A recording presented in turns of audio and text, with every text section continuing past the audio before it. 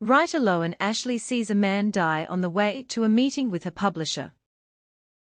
She is aided by a handsome stranger named Jeremy Crawford. They bond immediately and share their recent personal experiences with grief. Verity has recently lost her mother to cancer. Jeremy lost both his twin daughters within 6 months of each other. They separate, but soon discover that they are both headed to the same meeting at Pantom Press.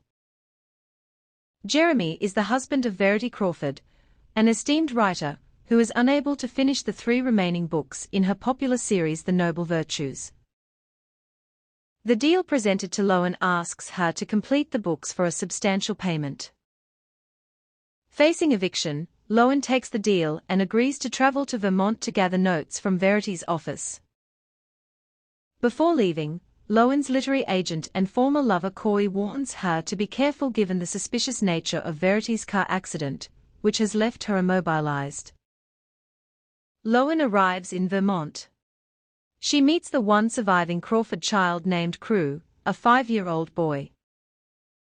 Uneasy, Loan attempts to settle in and begin her work.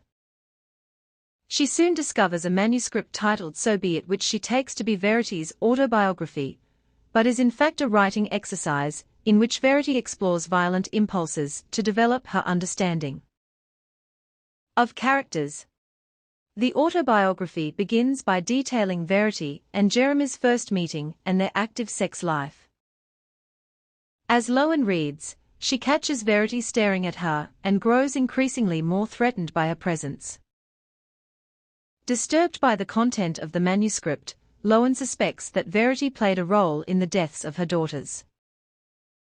Loan and Jeremy's relationship grows more intimate, and they almost kiss.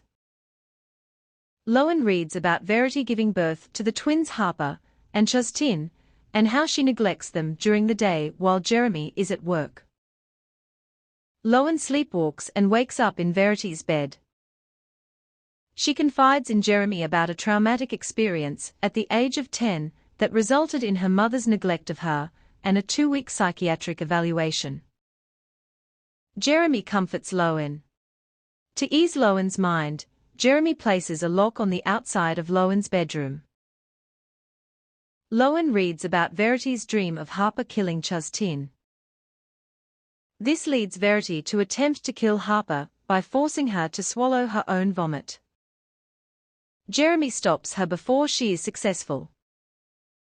Verity gets pregnant with Crew as a means of appeasing an agitated Jeremy, who believes Verity is not treating Harper fairly. On the eve of her 32nd birthday, Loan unwinds with Jeremy. They begin to have sex. Loan sees Verity watching them from the top of the stairs.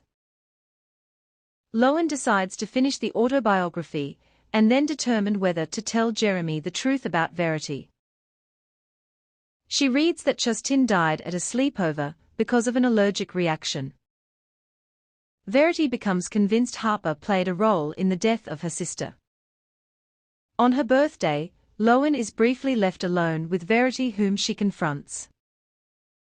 Verity does not move. Later that evening, Loan suggests Jeremy place Verity in a nursing facility to ease the burden of caring for her. Loan about Harper's drowning in the lake. Verity capsizes the canoe intentionally and does not attempt to rescue Harper. Jeremy informs Loan that Verity will be moving to a nursing facility on Monday and asks Loan to stay for another week. She agrees. They have unprotected sex. Alone with Crew, Loan asks him questions about the day of Harper's death. Crew accidentally cuts himself with a knife. Jeremy takes him to get stitches and leaves Loan alone with Verity. Loan places a baby monitor in Verity's room and locks the door. She watches the monitor and reads the last chapter of the manuscript. Verity's manuscript ends with Jeremy questioning Verity's involvement in the death of Harper. In response, Verity considers death by suicide. Jeremy returns. On the baby monitor, Lowen catches Verity on the floor of her bedroom. She runs upstairs to confront Verity once again. Jeremy grabs Lowen and demands she leave. Lowen finally gives the manuscript to Jeremy and asks him to read it. Jeremy confronts Verity himself and threatens to call the police. Verity opens her eyes. Jeremy begins to choke her. Lowen stops him and then suggests he kill Verity in the same way she tried to kill Harper, as a baby. Jeremy forces Verity to choke on her own vomit. Lowen and Jeremy vow never to speak about what happened. 7 months after Verity's death, a pregnant Lowen, Jeremy, and crew arrive back in Vermont. Lowen discovers a letter from Verity to Jeremy that details how Verity's manuscript was a writing exercise called antagonistic journaling to help Verity get in the mind of her villainous characters.